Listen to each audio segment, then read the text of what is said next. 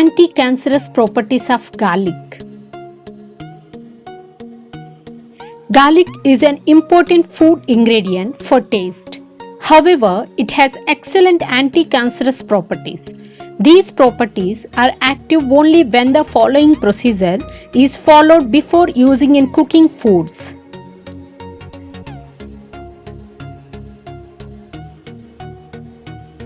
After peeling off the skin layer, garlic has to be chopped or gently crushed.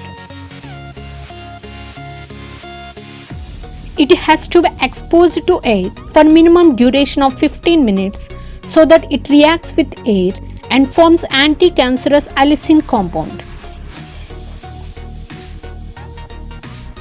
This polysulfide will not form if it is put into cooking foods without reaction with air.